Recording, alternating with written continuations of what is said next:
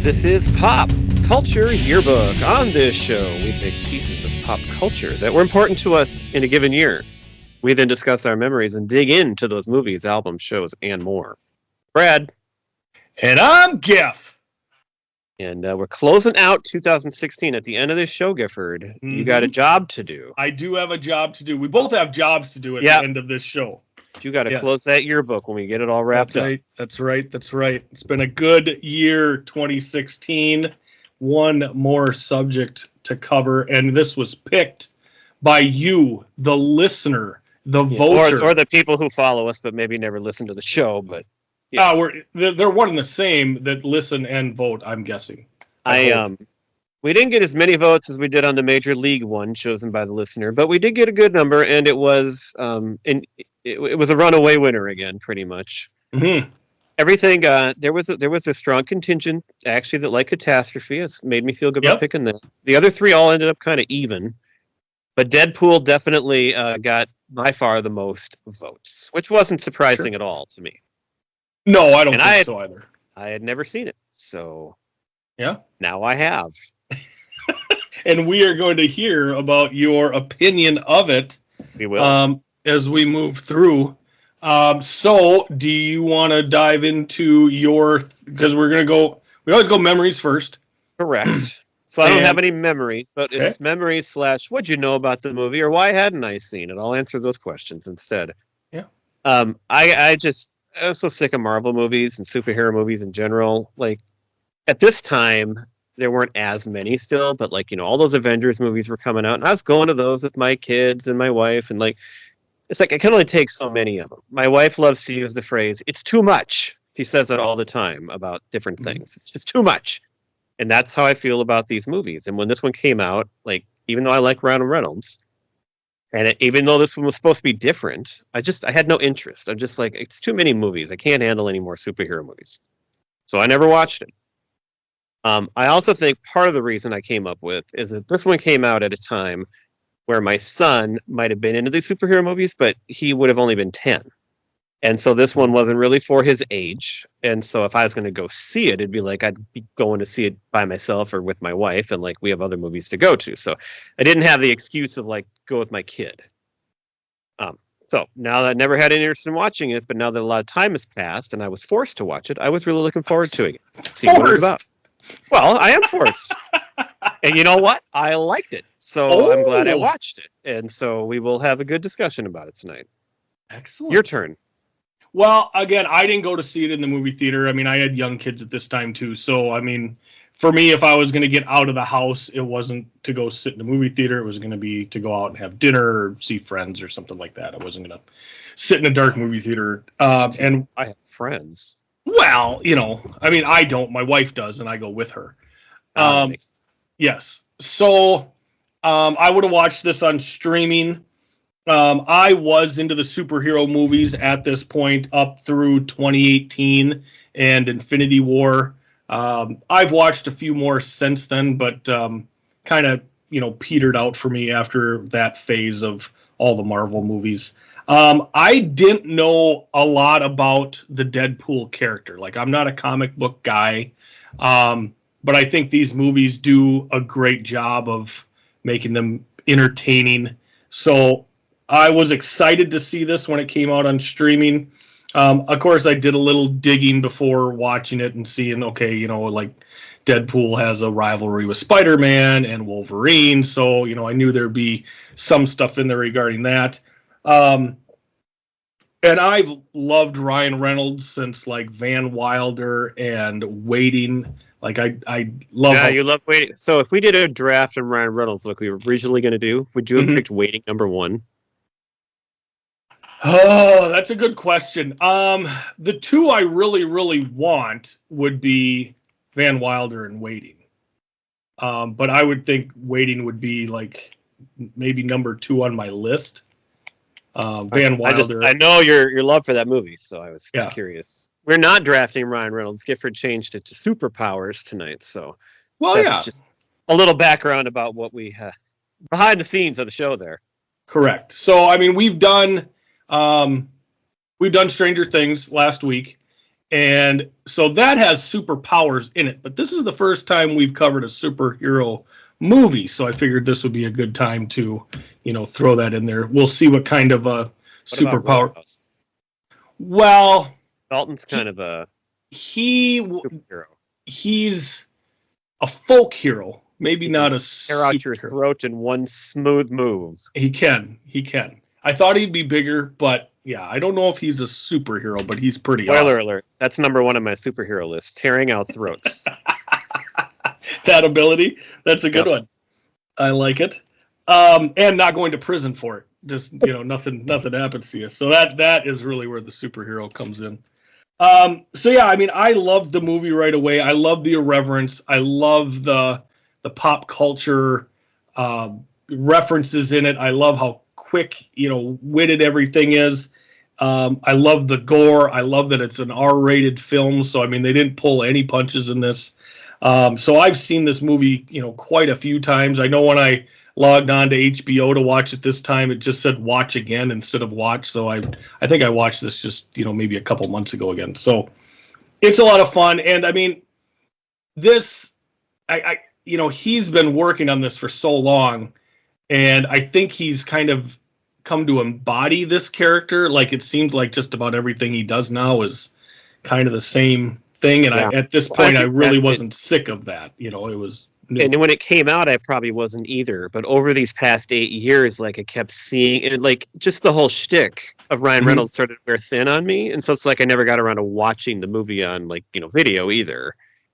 So, but like I said, I really did enjoy it. And he's perfect for the role. I mean, there really is no other option. Correct. So we are going to get into my synopsis of this film. Very short. Kind of a G-rated synopsis as I was writing it. I was like, well, this isn't really indicative of the movie as a whole, but it'll give you an idea of what we're getting into here in Deadpool. This movie is about an anti-hero with superpowers, not a superhero movie. It's also about doing anything to be with the one you love. Wade Wilson is a former Special Forces soldier that now works as a hitman with a heart. He meets the girl of his dreams only to be stricken with terminal cancer. In a desperate attempt to save his life to be with his girl, he enrolls in a shady program that promises to help him beat his diagnosis. With the help of a mutation serum and a whole bunch of torture, Wade's body mutation takes hold in the form of rejuvenation or regeneration. In the process, he's deformed into a hideous man. Believing that his true love will not accept him as this ugly creature, he hunts for the man that created him. He adopts the name of Deadpool as he shoots, slices, and dices his way through the criminal organization. After many glorious, gruesome battles, he faces the man that disfigured him, only to discover there is no cure for his deformation, and rightly dispatches his creator. In the end, love triumphs, and he wins back the girl of his dreams. Does that sound like a Frankenstein story to me? A little bit. How did you describe Wade Wilson? Former Special Forces soldier. Did you forget the former Vikings quarterback part of that description? Oh, I did. Oh, that's on me. I love that this guy's name is Wade Wilson. Well, and it fits in the with quarterback of our youth, the anti-Tommy Kramer. Yeah. The other half Tommy Kramer, I should actually say. It fits in with Stan Lee's character names of having, the similar, the same letter on the first and the last name. So I think that's part of it. But yeah, God dang, that was my bad, not having the Vikings quarterback in there. What's that? That drew me in. Yeah, I suppose it would. What number was Wade again? 11. Tommy was 9. 9. Yeah, excellent. Yeah, something in there. Some kind of secret meaning in there. I don't think so. No. So some fun facts. We'll get into some background here as well. So Reynolds had started working on this all the way back in 2004. Well, that's the first thing down. You're already right on top of it. Yeah, so he had been shopping this around, trying to get this made. There was a script that was, written, kind of a working script. But he is a producer on this. I mean, this is kind of his creation. He was a real champion for getting this made. And, Deadpool is, a wisecracking guy in the comics. That's perfect for Reynolds to play this role. So that's the first thing I have here. What do you have? Well, so 2004, I mean, it was set back several times. It took a long time to get made. Two of the things that kind of held it back were that it was going to be R-rated, which is not normal for most of these movies. But also, in that meantime, he made Green Lantern, which was such a big bomb. Right. And if he blew it with that superhero, then, why would you believe that he's going to pull off a different one? And so that was kind of a problem. Right. Well, and I thought it was funny that the film was finally greenlit by Fox when there was they did some test filming for this, and those test films clips were leaked to the public online, and there was such an overwhelming, roar from the public that then Fox went ahead and greenlit it, and it's not really clear who leaked that, whether it was somebody on Reynolds' team or it's actually suspected that somebody at Fox did. So that that kind of ties in with another one that I have here is that, so we talked 2 weeks ago about Popstar and being just such a giant bomb. This was the 9th highest grossing movie of 2016. And in the case of Popstar, the marketing was all wrong and screwed up, and that's a big part of why it did not go well. But this movie, on the other hand, these leaks and the marketing was all right on point, and that's part of what made it such a big hit and so wanted right away when it came out. So it's like a tale of two opposite movies there. Well, and this film is directed by, I believe it's Tim Miller, and this is his first feature film directing job. And he came from the special effects field. So because this movie is R-rated, they weren't given a very big budget. They only had a budget of $58 million, and that's well below what most of these superhero movies get. Like a lot. But because he was able to maybe stretch the dollar on the effects side, I don't think this film lacks on the visual effects end of things. I think they've got a lot of great stuff in here, and it is a lot of fun to watch. I didn't notice anything wrong with any effects or anything. Right. So this movie, as I said, $58 million budget, brought in $782.6 million at the box office, which made it, at the time, the highest grossing R-rated movie of all time. That, of course, it only held for 2 years before Deadpool 2 came out. And eclipsed it in 2018. Well, and speaking of the budget, and then obviously it made enough money, but at the last minute they cut $8 million out of this movie and over 9 pages of the script. Yes. Which I love because, I don't like things to go on too long. And it probably was a little too long with all that. And it's actually a pretty well-paced and about the right length of movie, I think. Well, and one of the producers even said that last cut made the movie better. They basically just cut out some extra fluff, weren't able to do some more. I think there was a motorcycle chase scene that they weren't able to do. So it just trimmed everything down and made it lean and mean, kind of like Deadpool himself.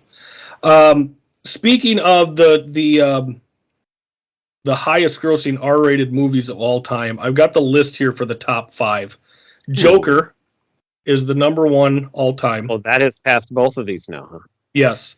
See, that surprises me, actually. Yeah, I wasn't a big fan of that. Well, I liked that movie, but... Do you really? Okay. I'm really surprised that it would have had a bigger audience than Dead. It seems like these would have a wider audience. Sure. Number 2, and still climbing, is Deadpool and Wolverine. Oh, of course, already. Yes. Number 3 is Oppenheimer. Oh, and wow. Number 4 is Deadpool 2, and number 5 is Deadpool. So 3 of the top 5 top grossing R-rated movies of all time are Deadpool. So you're saying that newer movies that charge much higher prices make a lot more money than anything that came before it? Yes. But I will tell you this. The highest grossing movie of all time for a while was Terminator 2, and it held that for 12 years until 2003 when the third Matrix movie came out. So, I mean, that held that spot for quite a long time. Yeah, I wish they'd do ticket sales instead of... or just adjust it. I don't know how they should do it, but it's like when you read a list like that and all five are from, well, three of them are from like the last 2 years and one just came out. Yep. I mean, it's a little ridiculous. It's like, what's the point of this list here? Well, yeah, I suppose. Give me something I can work with. I think it's interesting that, 3 of the top 5 are Deadpool. So for Reynolds to embody this character like he seems to in other films, I guess, why try to break character? It's working for you, so. Oh yeah, keep doing it. So why not? And again, I mean, this thing didn't break $1 billion. The other Marvel movies like Infinity War and all these other, I mean, they were so far up there because you can show it to a much wider audience. So that's one of the big things on that. Do you have anything else? I thought I had something else that I wanted to add in there. I do not have anything else. I am ready for the next topic. Oh man, I thought, well, maybe I'll just throw it in as I find it in my sheets here. So we're going to get into a little bit of the cast here. So obviously we've got Ryan Reynolds as Wade Wilson, Vikings quarterback and ex-mercenary, playing Deadpool. We got Marina Baccarin plays Vanessa, the very fetching Vanessa in this film. We also have TJ. Yeah, she's outstanding. TJ Miller plays Weasel, the bartender at the meeting place for all these mercenaries. And I don't remember what he did. I think he's problematic now, but he is.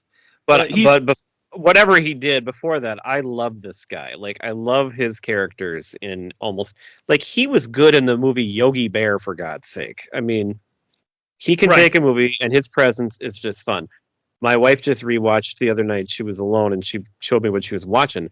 We just love the movie. She's Out of My League. That movie is so underrated and funny. Yes. And he's one of the reasons why. He's awesome. And he's big for Silicon Valley.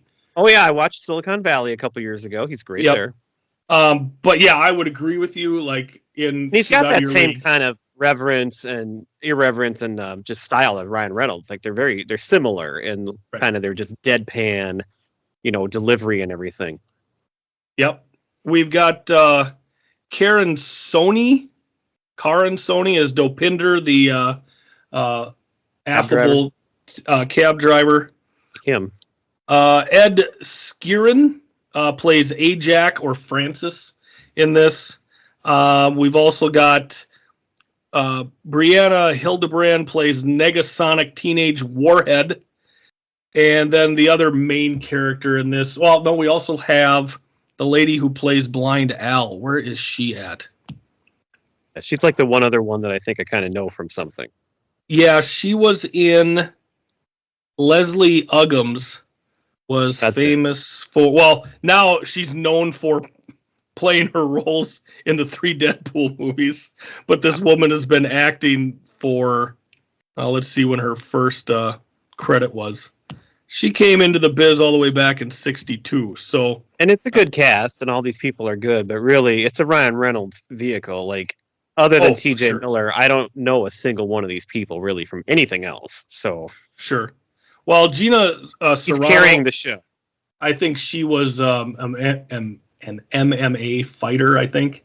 I think I saw that, yeah, but not that I watched that, so that doesn't really... Right, I mean, that, yeah. And then, of course, there's the character that plays Colossus in this, obviously the CGI character. So, anyway, but yeah, like you say, this is a Ryan Reynolds vehicle. There's no arguing that whatsoever. So, with that, who is your favorite character other than Deadpool? So, TJ Miller, I said, I like him a lot, and I like him in this movie a lot, but my answer is Colossus. Huh. So when he first came on, I'm like, what is this thing? Because, of course, I don't know the X-Men. I haven't seen the X-Men movies. I don't even know what this thing is. Mm-hmm. But as the movie goes on, like, this thing just really grew on me. He's so big and so intimidating, but he's just like a big teddy bear. He's like the nicest guy. And he's got good manners. I love how he tells him to not swear and stuff. So as the movie went on, I grew to more and more like this guy, and his presence added a lot to the movie as kind of a foil and something different. And at first, I'm like, oh, great, here's the stupid, fake superhero character thing. But turns out he's my favorite and my pick for the best character. Well, then you should watch the second Deadpool movie. I believe he is also in that one. You'll get a kick out of him there. Okay, I might. I don't know. We'll see. So for me, it's Dopinder. I just love. He was on my list, very high. Well, as we stated, there's not a lot to put on your list for this other outside of Deadpool, but he's just so great because he's so mild-mannered, and he just rolls with it. He's so happy to be driving his cab, and doesn't seem jilted by this guy in a an outfit, mask and all the guns. He's just going, and when it comes time for his fare, Deadpool doesn't have his wallet on him, so he's happy to take a high five, and then shows up again later in the movie to take him and his friends to the next I think part of the reason I didn't pick him is because he's not in it as much, but he is very memorable, and when he comes back later, it's great to see him again, and that's we'll probably get to maybe one of the lines or the scenes there, but the reveal about what he's done is pretty funny and crazy. Well, and I think that's the other thing I like about him is that despite his cheerful and innocent demeanor, just this short time with Deadpool has taken a hold on him, and he has been turned, still with his cheery attitude, but he's developed a dark side since the last time that he's not Deadpool going to take any more shit. Right, exactly, and he shouldn't. He shouldn't. That's for sure. So we're going to go in. We're not going to. Well, we'll try not to go through the entire movie here. So we're going to get into. We're going to go with our favorite scenes here. So I'll let you go first here. So I have 4 scenes that I have in bold here, and one of them I'll just skip to the end. So the taxi ride at the end, where it's all 3 of those characters in the cab together with him, and Colossus is in. I mean, that's just the whole visual and the whole thing is great. But then we also learned that he has kidnapped his cousin, who was, what was the deal? He was his ex-girlfriend was turning away from him to go to his cousin. That was it. Who is as what did he say? He's as devious as he is handsome, or something like that. So he has kidnapped him, and he's in the trunk, and so that's how we learned that Dopinder there's a lot more behind the scenes there with that guy. So I thought that scene was funny and surprising. I have a couple more, but if you want to go back and forth, I'll start with that one. All right. Well, I'm going to go to the beginning of the movie. I like the 12 bullet scene out on the overpass. I think that's just so much fun. He, of course, he doesn't have his bag of guns, so he has 12 bullets, and that's all he has to dispatch just a myriad of bad guys that are, that he's gone after. He's the one who's actually initiated this fight. And just the way they play that, and he counts off each one, and you see on the back of the shell after it's been shot, it'll roll on the ground and it's bullet number 1 or 12 or whatever. I thought that was just absolutely awesome, the way they shot that, and how he kind of goes a little off kilter, maybe using a few too many on one guy, and then has to end up shooting 3 guys with the final bullet, all 3 right through the head. The action shots in it are just absolutely phenomenal. He's jumping and spinning. That always makes things look more exciting. Yep. Right. Yep. Bigger vista behind you. So, yeah, I love that. I think that's awesome. My 2 of these are more just kind of gags, as you like to say. My second favorite scene I wrote down is probably the opening credits. I love the song "Angel of the Morning." I mean, that's just one of my favorite songs. It's such a great way to start, and unexpected.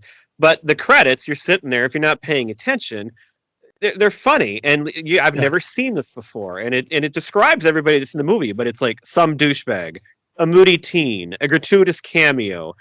And so I just thought that was very unique and grabbed my attention right away. And so for somebody who was hesitant to watch the movie, that actually caught me, and I liked it.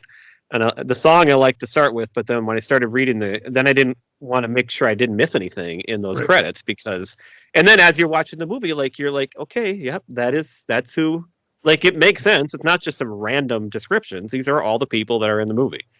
Yeah, So I like that. It was very unique and different. that was my second one that I was going to bring up here because Oh, it brings you in right away. So it's just kind of a still shot that they're moving through, and it's complete chaos and mayhem that's happening in this shot. And you, like Brad said, you got God's perfect idiot. You've got the hot chick, the British villain, the comic relief, the moody teen, a CGI character, a gratuitous cameo. That, of course, is Stan Lee in all of his movies. He's in there. Produced by asshats, written by the real heroes here, and directed by an overpaid tool. yes. I like the written by the real heroes here. That's a good one. And as an English teacher, I appreciated that one. Yeah. So, I mean, it's just great. And then, of course, we see this still shot come back, and we see how we got into that place as he's attacking these people as they're driving down the interstate, and it's just great. I just think it sets the movie up so well, and like you said, it makes you sit up and pay attention because you've got to really try to have a keen eye and a keen ear as the movie goes on to try to catch all the little things that they're dropping in there. So, totally agree with you on that one. I also really enjoyed the Calendar Girl scene with that song where they're basically They're having sex for all the holidays. yes, and Yeah, that's pretty good too. just the way they have you progress through the year, and it's a cute little montage that shows them growing in their relationship, but it's also extremely dirty. Yeah.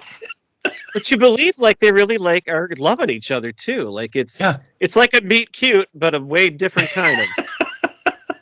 It's not meat cute, meat filthy. Yeah, meat dirty.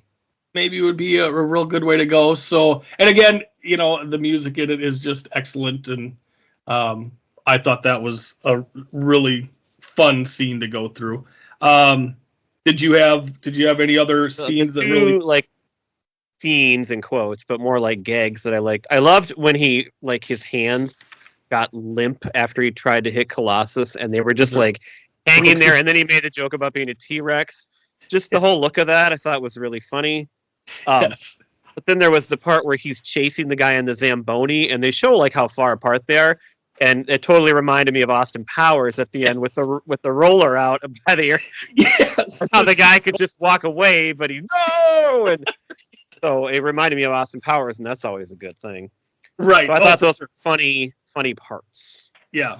Well, and there was some great stuff between him and Blind Al. I like that relationship between these two. She's an elderly, blind black woman who evidently used to be really likes cocaine, and of course they move in together because he's this hideous guy, so it doesn't matter to her because she's blind. But they, of course, have just a very odd relationship between the two of them, and I like the scene after he cuts his own hand off in order to escape Colossus, and then he's got this little baby hand that's growing back because he, is able to regenerate anything. And just some of the stuff in there, he talks about using it to whack off because, of course, now he's got a very small hand, so things look bigger. Very, very R-rated dialogue in this, and I thought that was just a fun play between these two throughout the movie as well. And the last one I had written down too, it's R-rated and it's different, but Colossus gives the big hero speech at the end, and it could go really sideways there, but that Deadpool is not going to listen. You can know what it's setting up, but he's not going to listen. And he shoots the guy. Let this big CGI thing just starts throwing up in a garbage can. That was funny too. So of course, even though he's not going to listen to him, the reaction was unexpected, and that was great. Well, and of course, like we've said before, we watch things now with the subtitles on, and I thought that was funny at that point because the description is Colossus wretches, and that, of course, is a word that you like to use on this show, so I thought of you. Although I thought wretches was spelled with a W, and I thought it was a WR. I think it's both, maybe, depending on the usage. I'd have to double check on that. Okay. A wretch, like if you call a woman Oh, that's a W. That's a W. It might be two different meanings there. So noun versus verb. Excellent. Yeah. All right, kids. This wraps up our English. Well, I'm ready to go back corner. to school in a couple of weeks. This is excellent. All right, so this movie is absolutely jam-packed, full of pop culture references. Well, you're skipping quotes. Oh, I am. Sorry. We got quotes. All right. Well, we got quotes. We got apps. I will let you go first as I peruse my quotes. And so I wrote down about 8 of them, but I got 2 in bold, and one just made me like literal laugh out loud. Like I just chuckled so much. It's where Al, the blind lady, is holding a gun, and he goes, "Careful with that Ronnie Millsap." Yes. And I just love that because, and that's one of those great pulls because, like, I know who Ronnie Millsap is. Yes. It's like the Matthew Modine thing in Popstar. Yes. Not everybody's going to probably get that, but if you do, that is just freaking hilarious. And it made me just totally, I think I had to pause the movie because I laughed so loud for a second there. Right, and I just love the way she's holding the gun. She's holding it in a firing position, not like holding. And of all blind people, Ronnie Millsap, that was fantastic. Yeah, number one movie. Wasn't Stevie Wonder? That's the easy one to go to. More obvious. Ray Charles, no, it's Ronnie Millsap. I did have that one written down as well. So a lot of these quotes. So I kind of jumped the gun on the pop culture references, but a lot of these quotes that I love. Like that is a pop culture reference. Yes, these are pop culture references. So the first one I got here is after the fight on the bridge, after the 12 bullets scene, and Deadpool's being drug away by Colossus, and Colossus says, we'll go talk to Professor X. And Deadpool goes, "McAvoy or Stewart? These timelines are so confusing." I absolutely love that as an X-Man. Guy who's watched all the X-Men movies. So in the first round of X-Men movies, Professor X is played by Patrick Stewart, and in the ones where they are younger, it's James McAvoy. So it's absolutely wonderful. I love that. So this isn't one of my top ones, but that kind of like knowing, like fourth wall type of joke, I like too. And I like when he says, "Do you think Ryan Reynolds got this far in a superior acting method?" And it's Ryan Reynolds who's saying the line. I mean, yes, that's good. That's good stuff.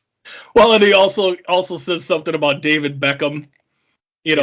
I just think that's outstanding. Yeah, and I love how he just rips on himself in this movie.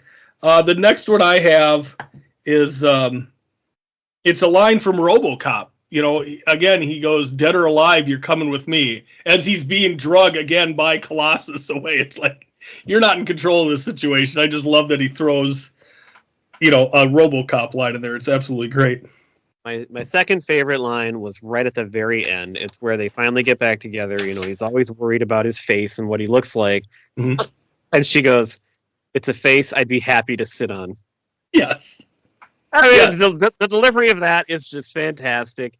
And it's right, who cares what you look like, because I can still do this. And yep. That was a good one. Well, and that just goes back to the way they initiated their relationship. Yeah, it's a perfect comment based on the two of them, but it's funny anyway. And yep. And you think she's going to say a face that I could love, of course. Yeah. That's where you think she's going.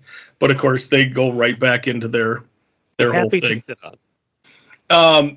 Well, and that, I'll go into their relationship again. One of the first things they ever did when they met was they tried to outdo each other on how poorly they had it growing up. They do that again. That's kind of what brings that final scene back together when they start doing it again. Yep. Like he says, "I've been living in a crack house with 12 people, sleeping on the same bed, sharing dental floss and condoms." And she looks at him and goes, "Oh, you live in a house." So it's like, you don't have it that bad, obviously. You're in a house. So I love that one. And then also in the beginning, how she said that she lived in a dishwasher box. And he goes, "Oh, you have a dishwasher." So it's like, I just love how they play, there's your meet cute. The real heroes, the writers right there, the witty writing. That's right. Another line I love is, so he basically asks what he, because she's, she sells her body for money, we find out in the beginning. So he asks what he can get for, $275, and she tells him 48 minutes of whatever you want. So the next scene, he says, balls and holes, and it turns out they're at a carnival and they're playing skee ball, and he plays skee ball overhand and just puts it right and he's good at 100. It. Yeah, and she looks at him and goes, "Ruh-roh." And he goes, "Yes, ruh-roh." I love that so much. And of course he wins with all these tickets. He gets his Voltron ring, which is, she loves, and she gets an eraser. And I love how the guy behind the counter says, you are now the ruler of Aries, and you can erase things that are written in pencil. I just think that's a great line. Even the guy behind the counter. Yeah, that's funny too. He's got some great stuff. I like when he tries to get recruited by that creepy guy at the bar, and he walks away from him, and it's just a small kind of throwaway line, but he's walking back to the bartender, TJ Miller, and he says his drink's on him. Yes. It's the perfect delivery, and it doesn't sound very funny probably when I say it right now, but when you see it, and it's like, his drink's on me or whatever, his drink's on him, and it's a great Ryan Reynolds line, and it's I love that. It made me laugh as well. Yeah, he's got a lot of great lines. I'm looking for a couple more that I happen to write down. I got like one or two more. In the final fight scene, they lose their weapons, and the bad guy goes, "Okay, fine, fists." And then Ryan Reynolds says, "Sounds like your last Friday night." Right. Well, and I'll go back to the opening freeway scene as he shoves a hot cigarette lighter in a guy's mouth, and he goes, "I never say this, but don't swallow." Yeah, that's another one. So, yeah, a lot of sexual humor, a lot of, just outstanding stuff in this, and just quick hits, like just boom, boom, boom, I'm living to 102 and then dying, like the city of Detroit. Yes. That was the first one I had. That's outstanding. That's pretty God. Good. I also like one last one for me at least. No, go ahead. When TJ Miller sees him and says, you got one option, horror films, star in horror films. That was kind of funny, but then he says, and I don't know if this is funny or over the top or what, but you look like Freddy Krueger face fucked a topographical map of Utah. Right. That's a very memorable line. Whether it's that funny or not, I don't know, but it's very memorable. Well, and there's a line in there about of Utah is funny to me. There's a line in there about how he tells Francis that his face looks like he was, I think he said, fucked by a radioactive Shar-Pei. And there was, I don't know if it was in an actual comic, but somebody said that that Deadpool looks like Ryan Reynolds crossed with a Shar-Pei. So I think that's why he put that in the movie. So that's kind of awesome. The other thing, getting back to a scene that a gag that I thought was funny, was early on when he's trying to figure out what his costume would be, and he's wearing just like white sweatshirts and white pants and stuff, and he's at the laundromat with a sweatshirt that's completely covered in blood, and he's just got a little Tide stick, and he's just like blotting it, thinking that's gonna get all of this blood out. I just thought that was and it's funny just to see him try to come up with an outfit too, like that. Right. I like that part. Okay, so now we'll get full force into all of these pop culture references. There's so many great ones. What do you have first off? Well, my favorite one is, it's kind of a two-parter. So when it's Teenage Warhead, whatever, he calls her Sinead O'Connor. He calls her Sinead right away, but not O'Connor. So again, you got to be paying attention, or you might not even know what he's talking about. I thought that was funny. And then at the end, it's subtle where he says, "Nothing compares to you." Mm-hmm. To her at the end. And I those were my favorite. I just thought, and especially being the two-part delivery of it was good. And I think at the end there, she like laughs at it too, or like because they're all friends now. Like everybody's getting along, and so. Yeah.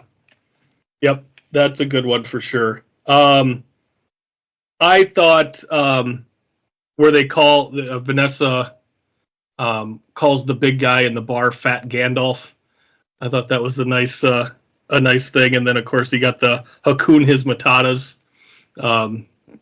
little run there with Lion King. I didn't write that many of them down. My second favorite one is probably the Wham references and how he would always pronounce it Wham. Wham. But that was like a builder one too, because he told her I'm going to hold up a boombox, and I wrote that down, just to reference that. But then at the end, he holds up his iPhone and is playing Wham, and all those little references come together at once as he's trying to woo her back. Mm-hmm. So I thought that was pretty great too. That was pretty good. I enjoyed the reference to Empire Strikes Back when she goes, "Oh, you're just gonna ride a bitch like Yoda on Luke." I thought that was a funny line. So of course we got Star Wars coming in. We got references to Bernadette Peters, Yakov Smirnoff, and the Spin Doctors, which was I think I missed some of these too.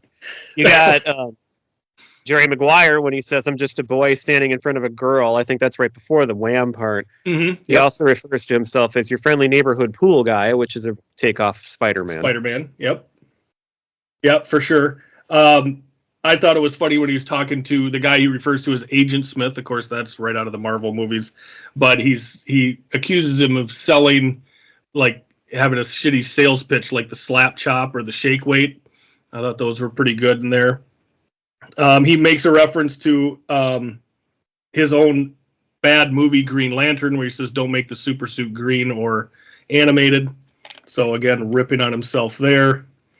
Did you happen to write down the part about getting Dutch oven from Meredith Baxter Birney from Family Ties? No, I didn't, but I do remember that. The only other one I have is the post-credit scene, which I almost missed, which is the Ferris Bueller ripoff. Yes. That was good, too. Yep, you got that in there for sure. I think that's probably all the big... I mean, there was references. I think he referred to the Negasonic girl as Ripley also. I thought that was a good takeaway. Of course, Sinead is still the better way to go. So yeah, that's what I got for the references.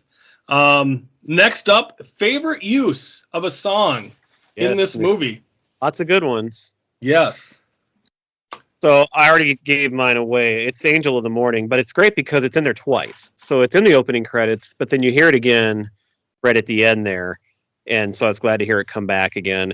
Mm-hmm. That's my favorite one. I got others that I wrote down, but that's my number one. And I love that. It's just, not a song you'd expect, of course, but it's still strangely fitting and just perfect at the same time. Yeah, I'm gonna go with Careless Whisper right at the end. Then, I mean, he's talked about it, and then he finally pays it off in the end. Played it on the phone as they finally get back together. So I that's my first one on my list. What else do you have?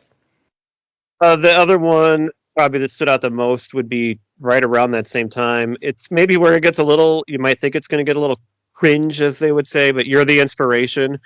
But then they got these weird little animated characters going around with her too. And I mean, it's funny. It's, because it's not serious. It's all tongue in cheek and supposed to be funny. So I thought that was pretty good too. I mean, it is really a romance. I mean, that's a lot of what that's all about. So why don't you throw in one of the most sappy romantic songs ever?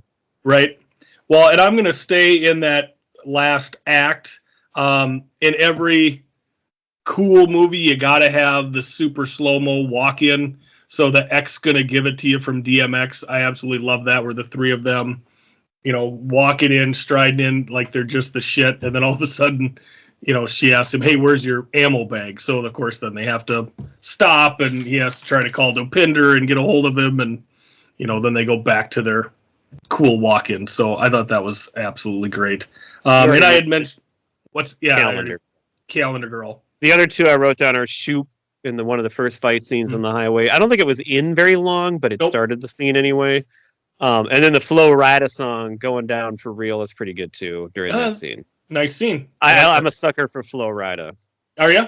Yeah. Yeah, my house. Yeah, I'm a sucker for what Vanessa's wearing in that scene there and throughout the last part of the movie. The only other one I have down here is Mr. Sandman. It's the music montage that they have running when he's getting tortured trying to get his mutant powers to come alive. So that's what I had for that. Anything else you wanted to refer to in this excellent movie? I mean, it's just I like the movie, and I think the pop culture references with the music, and sometimes that can seem really like forced in a movie, but it didn't really here. Like I really appreciated it. I liked looking for them. I liked listening for them, and that's part of what made this movie fun to me and unique.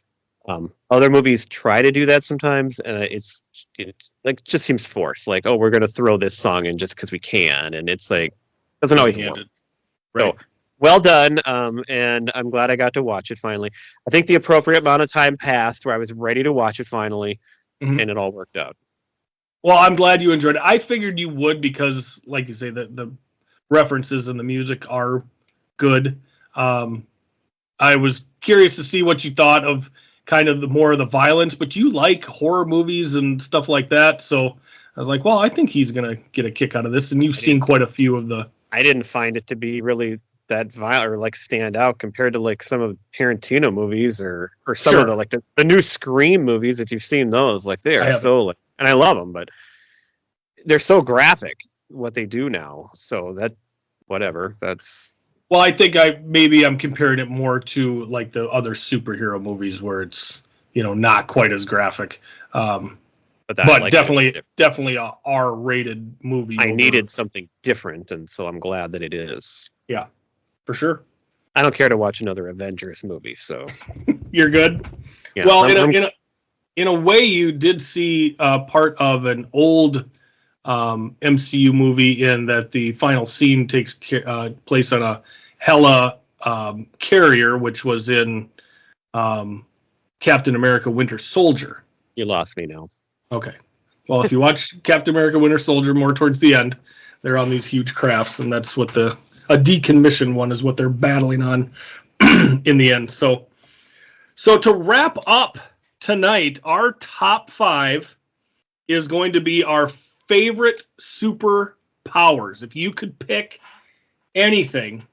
So these are like what you would like to have, right? That's how I was making my list. Like, what would I like to have? What would I like to have if I was trying to put together my my superpowers? So we'll go through. Of course, we'll pick we'll pick our 5. We'll draft our 5, I should say, and then we will draft another set of 5 for Pete for the poll on Twitter.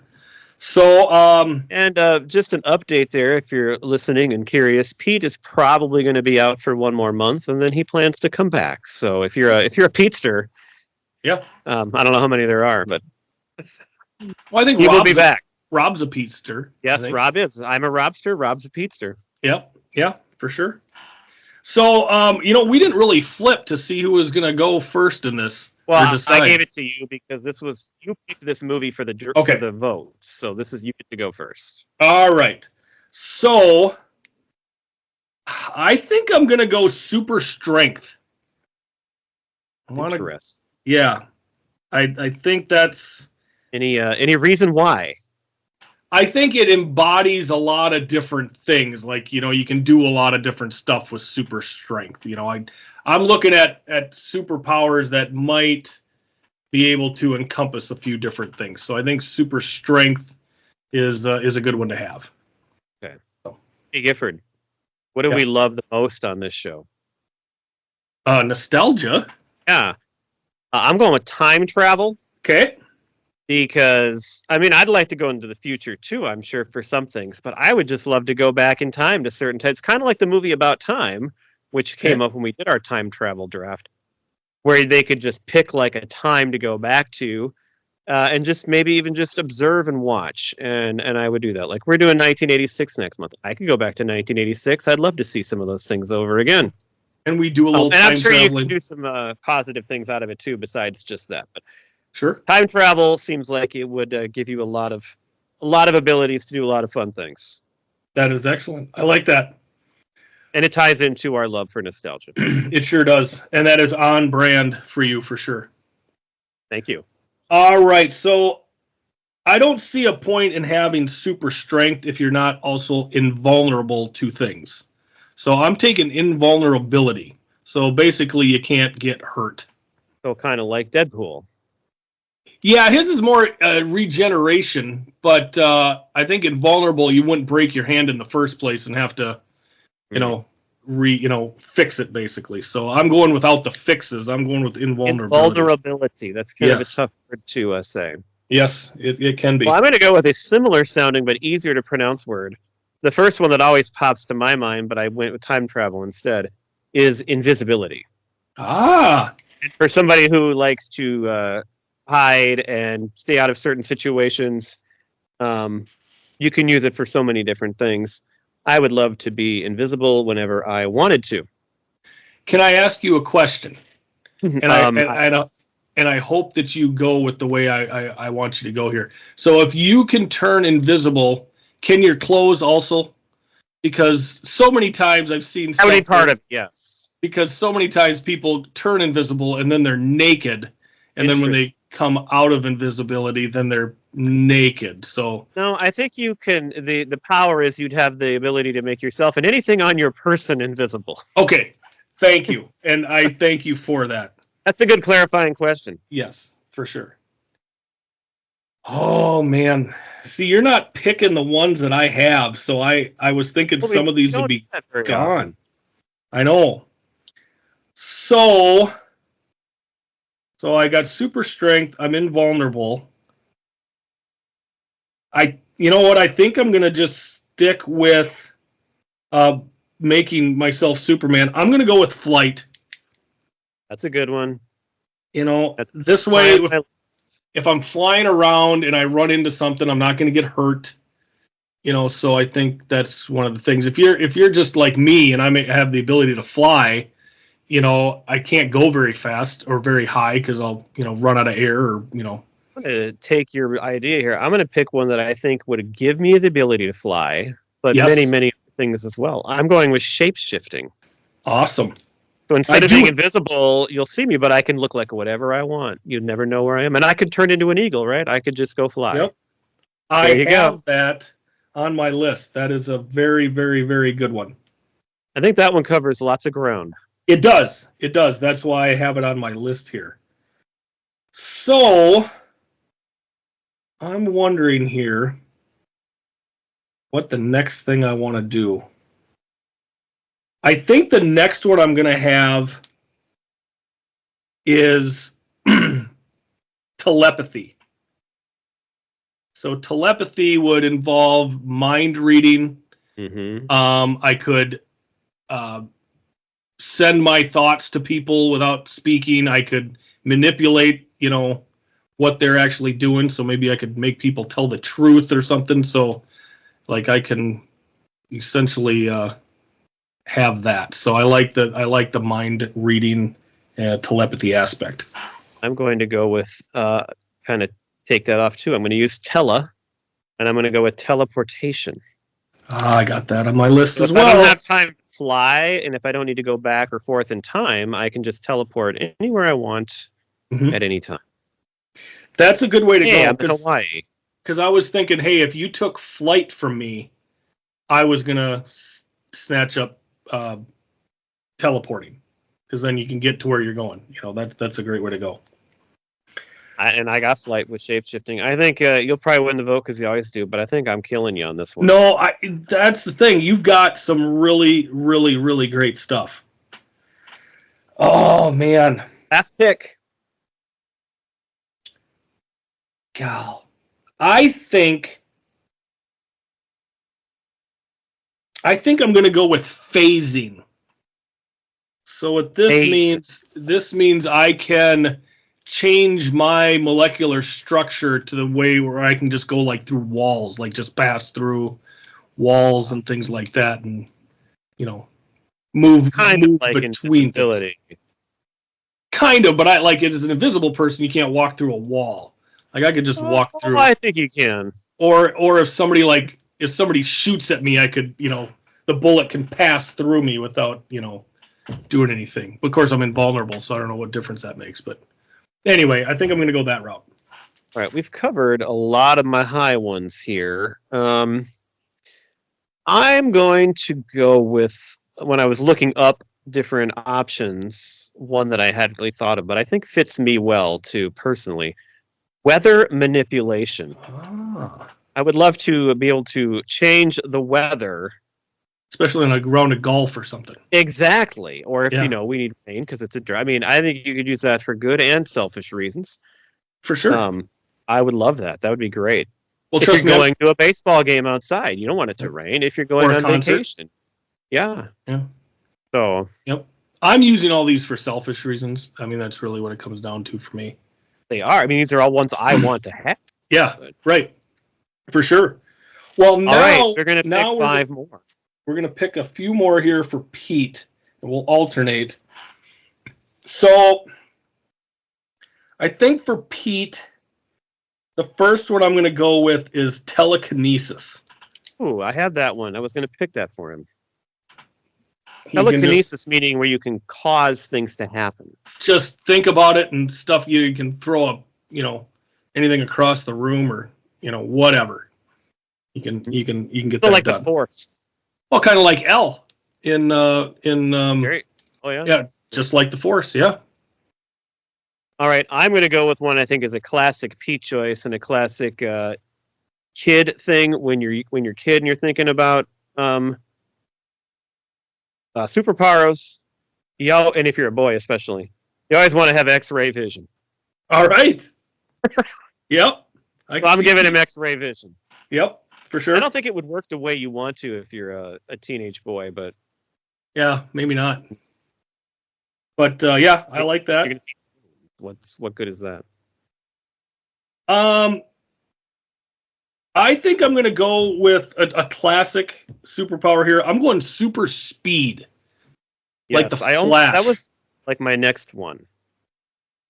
But since I had teleportation, I didn't think I needed. You don't need it. You don't need it. Yeah. You don't need it. And I Come went on. super strength, so I think I can run as fast as I have to. So I didn't take the super speed, but I definitely had it on my list. All right, my last one here for Pete is something that I think that he would appreciate having too, and that would be, and I lump these together. They're kind of not really all the same, but agility / elasticity / athleticism. I think Pete could have used some athleticism. I think we all could, Yes, but he would we all definitely could. appreciate that. I had I'm athleticism. going to say agility / athleticism.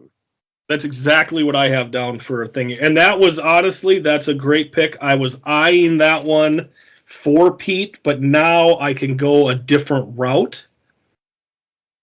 And okay, so he's got athleticism, super speed. Got 2 left here. That is all I got left listed. He can throw shit around. He's got X-ray vision.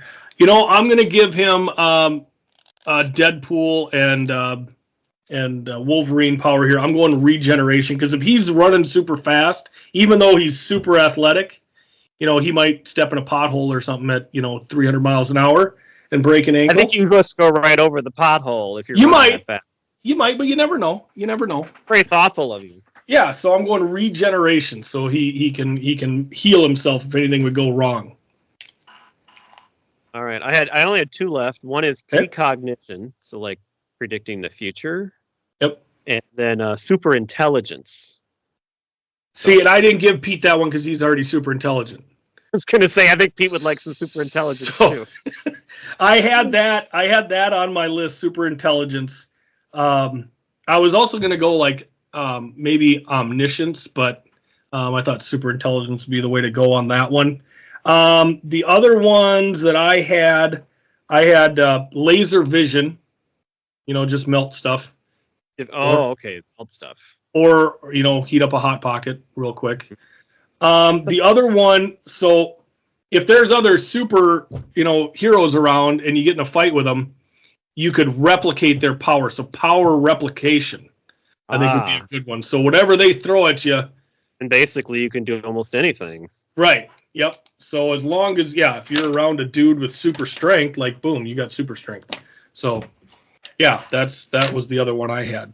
So that is going to do it for this episode. That is going to do it for this 2016. We are going to go ahead and close the yearbook.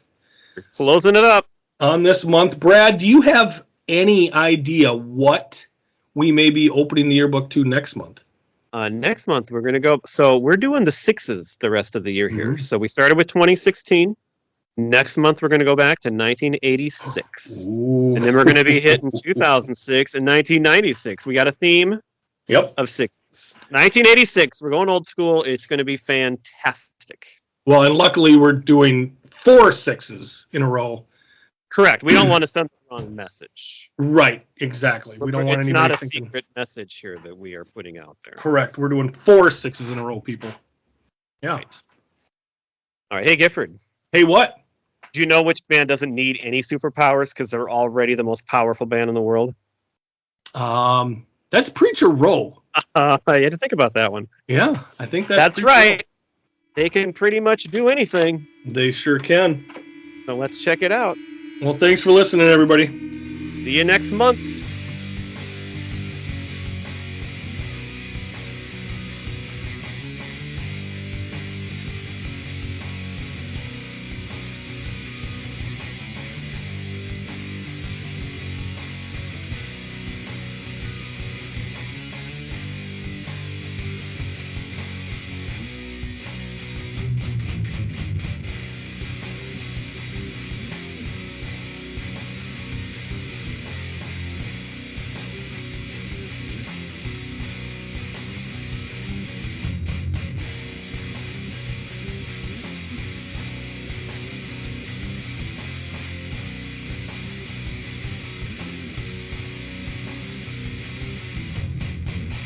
Standing on my own 2 feet. No one's here to comfort me. Sorry for what I have done. Sorry that your son is gone. 7 steps and it will be my last. And start to me on my back. I turn and I look to you. I'm scared but there's nothing I can do.